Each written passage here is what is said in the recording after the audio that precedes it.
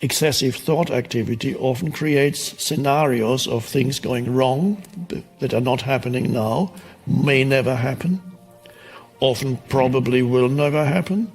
And even if they did happen, the actual situation would actually be easier to face than the imaginary situation in your mind, because there's nothing you can do, there's no action you can take to remedy an imaginary situation except to stop thinking it.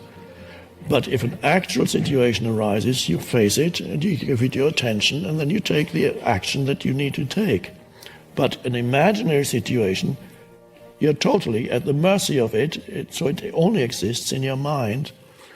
So you need to see whether your mind is creating the fear by thinking fearful thoughts, by projecting itself into the future.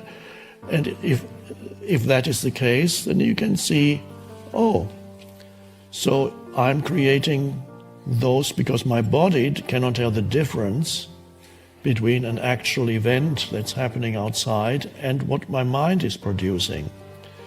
So when I'm thinking thought, my life situation is critical, if this is basically what your thoughts are telling you, then your body believes that this is the actual truth, that you are being threatened at this very moment. The body doesn't know the difference, that the tiger isn't in the room. The threatening presence is your thoughts. See, okay, then you need to tackle the thoughts because they will cause the fear. And how do you tackle thoughts? It's by realizing the futility and the destructive nature of these thoughts and choosing to step out. And what do you do to step out? First, you don't believe your mind that tells you, no, you can't step out, you have to continue thinking. No, you step out and take a conscious breath, or put your attention into the inner energy field of the body. A conscious choice to remove attention from thinking. And you may have to be really alert to do it. If you're immersed in a mind stream, it could even be that it's so powerful that you just cannot get out. It has such gravitational pull, it pulls you, but at least you know that this is what's happening. So there's a state where you cannot help yourself yet, but at least there is the beginning of a disidentification from it, when you know that this is what is happening.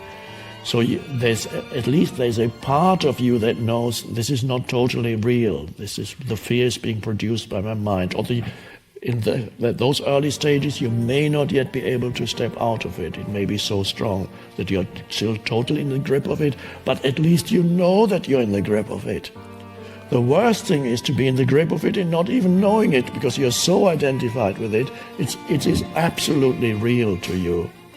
So even to know that this is happening is already a step forward. Now, it's also possible, some people, that the fear arises and you cannot detect any thought that created it. It just comes wherever you are at some moment. Suddenly, intense fear comes. That is possible too. And that, of course, is what I call pain body, which is accumulation of old emotions that lives in you. And there are many people for whom the pain body manifests predominantly as anxiety or fear, and it can come up suddenly. But usually then it flows into your mind also and produces fearful thoughts. So fear can be, in some cases, if you still suffer from that affliction, some of you may be able to see how your thoughts are generating the fear habitually, or you may find that in you the fear arises spontaneously and then usually produces further fearful thought. And that is the pain body wanting to feed on further experience of the same. What makes up its life is the energetic frequency of fear, which is you can feel what fear feels like.